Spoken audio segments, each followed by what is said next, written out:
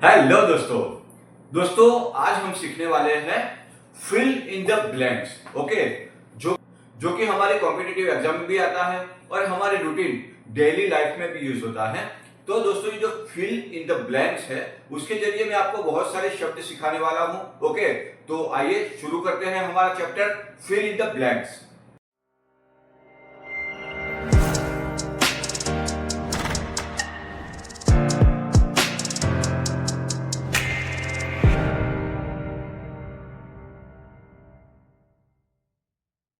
यहां पे जो मैंने फर्स्ट सेंटेंस लिया है, she is afraid dash dog. Okay, तो यहां पे हमें चार ऑप्शन दिए हैं। यहां पे ऑफ आएगा, फ्रॉम आएगा, टू आएगा या विथ आएगा। ओके, और अगर कुछ आएगा तो क्यों आएगा वो भी हम सीखने वाले हैं आज। तो इसमें आएगा ऑफ। ओके, अब ऑफ क्यों आएगा वो देखते हैं दोस्तों। देखो, ये है ना एक टाइप के फिक्स वर्ड है। Afraid of, beware of, instead of, fond of, proud of, ऐसे जब भी कोई शब्द आते हैं ना तो हमें उसके पीछे ऑफ ही लगाना होता है। ओके, इसीलिए मैंने यहाँ पे she is afraid of dog ऐसा लिखा है यहाँ पे। अभी दोस्तों दूसरा सेंटेंस मैंने लिया है, he is good dash mathematics. Okay, अभी इसमें मैंने चार ऑप्शन दिए हैं, at, from, to and with. Okay दोस्तों, ये सेंटेंस में आएगा एट। ओके, क्यों? He is good at mathematics. वो क्यों आएगा एट? क्योंकि गुड एट का प्रयोग किसी की स्किल या एबिलिटी बताने के लिए होता है। ओके, यह बताता है कि कोई किसी काम में अच्छा है, जैसे कि she is good eight singing. Okay, वह अच्छा गाती है। दूसरे सेंटेंस लिया है दोस्तों मैंने, ही is good at dancing. Okay, मतलब कि किसी की एबिलिटी बतानी हो तो हम यहाँ पे एट का यूज करेंगे। Okay, he is good at dancing, she is good eight singing. Okay, तीसरा सेंटेंस जो है, the book is dash the table. Okay, तो यहां पे मैंने कौन से ऑप्शन लिए हैं, ऑन, अबव, ओवर और विथ। तो इसमें से क्या लगाऊंगा मैं? तो ये फिल इन द ब्लैंक्स में आएगा ऑन। ओके, क्या है? The book is on the table. वो ऑन ही क्यों आएगा वो सीखते हैं। तो ऑन का मीनिंग क्या हो रहा है कि जब कोई चीज किसी चीज की सतह को छू रही हो। ओके, जैसे कि He is sitting on the chair. Okay, अगर कोई चेयर पे बैठा है तो वो चेयर की सतह को छू कर बैठा है, इसीलिए हम यहाँ पे on का इस्तेमाल करेंगे दोस्तों। वैसे ही the book is on the table. Okay, जो बुक जो टेबल पे पड़ी है वो टेबल की सतह को छू कर पड़ी है, इसीलिए हम बोलेंगे the book is on the table। दोस्तों, ये जो मैंने फिल इन द ब्लैंक्स आपको सिखाया उसमें अबव क्यों नहीं आएगा वो मैं सिखाता हूं आपको। ऑन हमने सीख लिया, अभी अबव क्यों नहीं आएगा।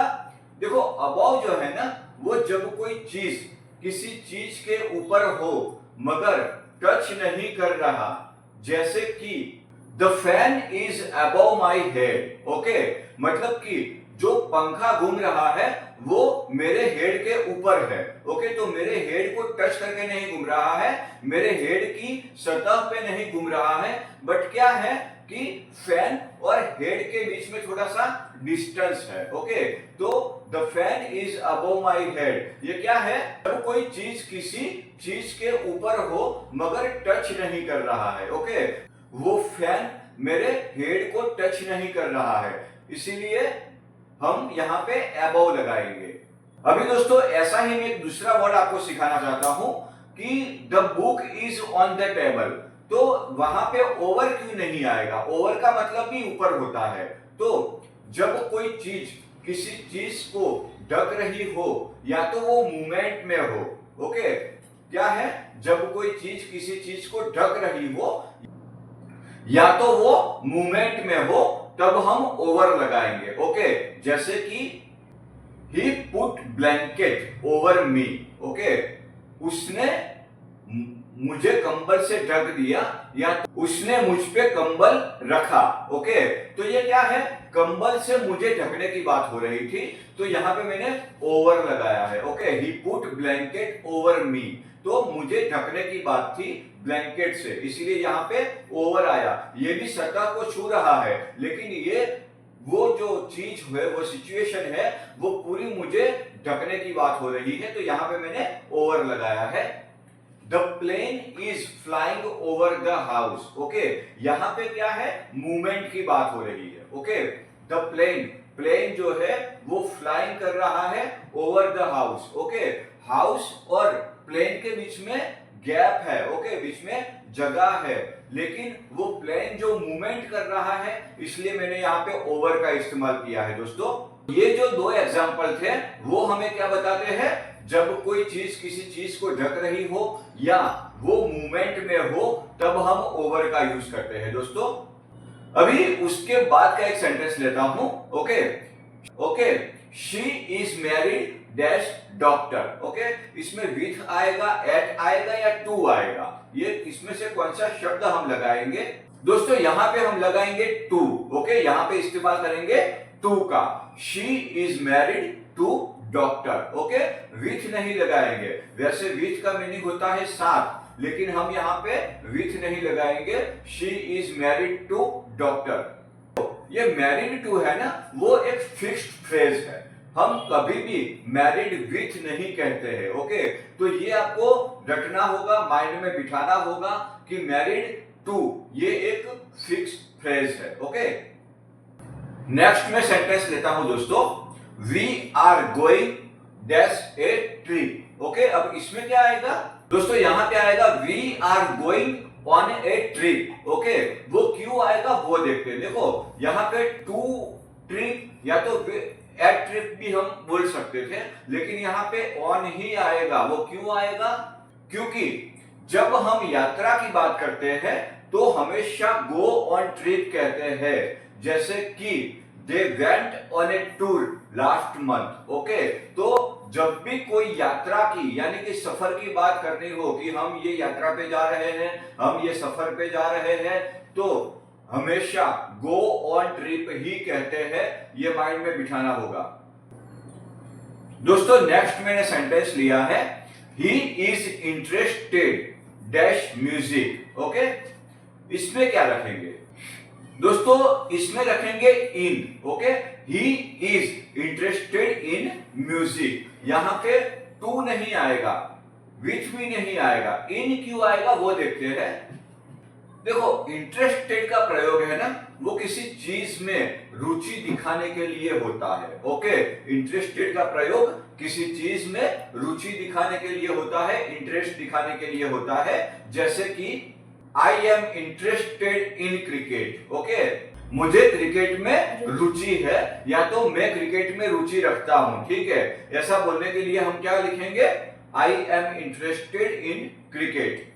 दोस्तों, नेक्स्ट सेंटेंस मैंने लिया है, the cat is hiding dash the bed. Okay, यहां पे क्या आएगा, देखो मैंने चार ऑप्शन दिए हैं, अंडर, ऑन, विथ और इन। ओके, यहां पे मैं यूज करूंगा अंडर का। ओके, अंडर का मतलब होता है कि नीचे। ओके, द कैट जो बिल्ली है वो बेड के नीचे छुपी हुई है। ओके, हाइडिंग मतलब कि छुपी हुई है, कहां पे, बेड के नीचे।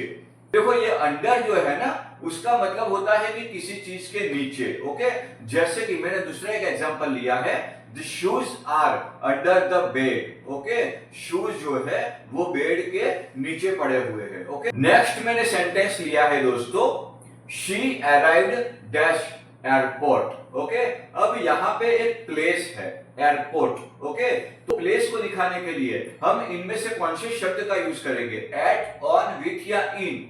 तो दोस्तों, यहाँ पे आएगा एट। ओके, वो क्यों आएगा वो आगे देखते हैं। She arrived at airport.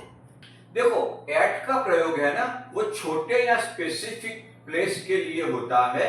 Okay, जैसे कि अराइव्ड एट, वो क्या होता है, छोटे स्थान को दिखाने के लिए अराइव्ड इन कब लिखेंगे? वो बड़े स्थान को दिखाने के लिए। ओके, छोटे स्थान है वो जैसे कि टेंपल हो गया, एयरपोर्ट हो गया, स्कूल हो गई, ये सब क्या होता है कि छोटे स्थान होते हैं।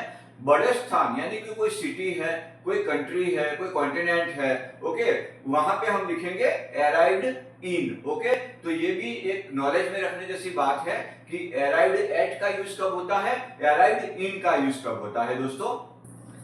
अभी दोस्तों मैंने नेक्स्ट एक सेंटेंस लिया है, this gift is dash you. Okay, तो यहाँ पे एट, फॉर, टू, योर, इन, यहाँ पे 4 ऑप्शन है, तो कौन सा ऑप्शन लगाऊंगा मैं? दोस्तों यहाँ पे मैं इस्तेमाल करूंगा फॉर का। Okay, this gift is for you. Okay, वो क्यों आएगा? क्योंकि फॉर का मतलब क्या होता है? किसी के लिए। ओके, जैसे कि this message is for you. Okay, ये मैसेज आपके लिए है। ठीक वैसे ही this gift is for you. Okay, ये गिफ्ट जो है वो आपके लिए है। अभी दोस्तों नेक्स्ट मैंने सेंटेंस लिया है, he was born dash 2000। Okay, तो यहां पे क्या आएगा दोस्तों? देखो दोस्तों यहां पे मैंने यूज किया है इन का। Okay, he was born in 2000। वो इन क्यों आएगा वो हम देखते हैं। देखो इन का प्रयोग है ना, वो समय का निर्देश करने में लंबे समय के लिए होता है, जैसे कि ईयर, मंथ, सेंचुरी। ओके, ऐसा जब कोई हमें इंडिकेशन देना हो कि ईयर, मंथ या सेंचुरी जैसे लंबे समय, ओके, लंबे समय के लिए होता है। लंबे समय का जब हमें कोई इंडिकेशन देना हो तो हमें इन का प्रयोग करना होता है। दोस्तों अब हम सीखते हैं सबसे पहले इन के बारे में। ठीक है, इन क्या होता है? वो ईयर या तो मंथ दिखाने के लिए हम यूज करते हैं, जैसे कि इन 2010, इन जनवरी। ओके, तो ऐसे कोई ईयर या तो मंथ दिखाना हो तो हम इन का यूज करेंगे दोस्तों। अभी ऑन कब यूज होगा? तो जब कोई डे या तो डेट होगा ना, तब हम ऑन का यूज करेंगे। ओके, जैसे कि Monday, on 5th June. Okay, तो कोई स्पेसिफिक डेट बतानी हो या तो कोई स्पेसिफिक डे बताना हो तब हम ऑन का यूज करेंगे दोस्तों। अभी ये एट जो है ना, वो भी टाइम के लिए यूज होता है, लेकिन कब होता है?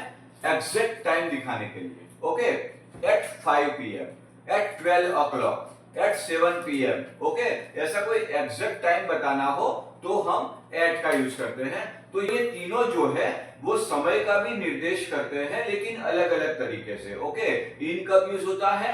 ईयर और मंथ में। ऑन कब यूज होता है? डे या तो डेट में। और एट कब यूज होता है? एग्जैक्ट टाइम दिखाने के लिए। एक ऐसा ही एग्जांपल मैंने लिया है दोस्तों, she was born in 1995। Okay, तो यहाँ पे जो स्पेसिफिक एक ईयर है उसको दिखाने के लिए मैंने इन का यूज किया है दोस्तों। तो ये था हमारा session fill in the blanks का। ओके, तो आगे मैं बहुत ही ऐसे इंटरेस्टिंग वीडियो लेके आने वाला हूं। जुड़े रहिए हमारे चैनल से। ये वीडियो को लाइक कीजिए, सब्सक्राइब कीजिए, हो सके इतना शेयर कीजिए। बहुत ही जल्दी मिलते हैं। जय हिंद, जय भारत।